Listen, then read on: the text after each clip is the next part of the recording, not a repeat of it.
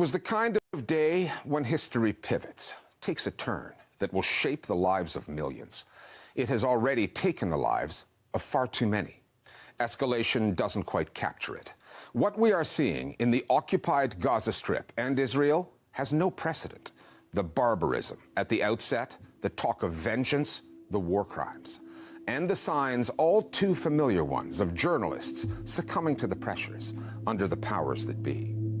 For the next half hour here at The Listening Post, we will be covering the news coverage of the war in Palestine and Israel, examining the narratives that have emerged since Hamas's surprise attack, a seismic news event that is destined to take ownership of the date on which it happened, October 7th, 2023.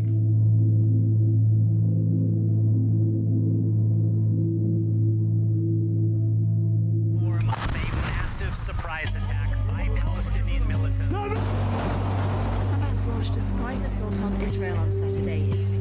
What we are seeing out of the wreckage of Hamas's attack on Israel is unprecedented. More Israelis killed on a single day than at any time since the country's creation in 1948. The way they died, what we have been told, and what has been alleged about Hamas and the atrocities. Gaza turned into a slaughterhouse. Entire neighborhoods wiped out by Israeli bombs.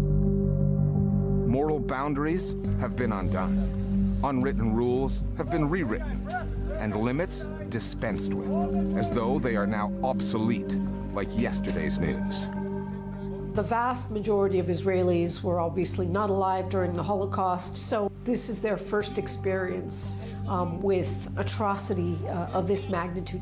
There is an undeniable amount of rage and anger, of fear, but also it has become a cause for unity in Israel. So whereas the country has been deeply divided nearly a year now since the extremists joined in an alliance with Netanyahu, I expect now that Israelis will come together to face down what they perceive to be a much more serious threat. Israel isn't in battle mode. It is in extermination mode. They are bombing civilian homes on purpose, bombing hospitals and schools and ministries, bombing the only facilities that can provide medical care. It cut off telecommunications from Palestinians, so they can't even call each other to check in if they're alive or not. It's extermination. Israelis woke up to severe abnormality and pain on the weekend. Palestinians wake up to a reality of occupation. Every day of every week of every year for decades. Squads of masked men in black, armed with assault rifles, inside of Israeli towns and cities. The scenes are horrendous. It's heartbreaking. But this idea of how could they bring civilians into the conflict? Civilians have been part of the dispossession of Palestinians. Dispossessing Palestinians was an act of dispossessing civilians from the get-go. To understand what's been happening in the past few days, one has to remember that history doesn't begin on the weekend.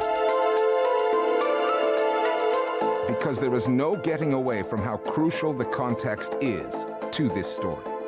56 years of Israeli occupation, a suffocating siege of Gaza that has lasted close to 2 decades, and 5 punishing wars that have transformed the Strip into a walled-in pressure cooker from which there is no escape. Last week's assault, the extraordinary breach of Israel's defenses, was as stunning as it was devastating. Hamas attacked by air, land, and sea. Its fighters filmed the invasion as it happened and sent out the video on social media, documenting the ease with which they got past the border, took over 8 Israeli military bases, and captured and killed soldiers there. There was the footage from that dance festival, recorded by Israelis, who then came under attack, some 250 of them killed in the chaos. Hamas forces rampaging through Israeli communities, abducting women and children. Hamas and Islamic Jihad were mainly concerned with documenting their operational success and showing the Hamas fighters basically sauntering around the Zaki military base. Another one is the Erez checkpoint, which is the Israeli boundary crossing that controls access to and from the Gaza Strip, a symbol that's particularly hated among Palestinians, and basically dismantling this central feature of Israeli control of Palestinian movement.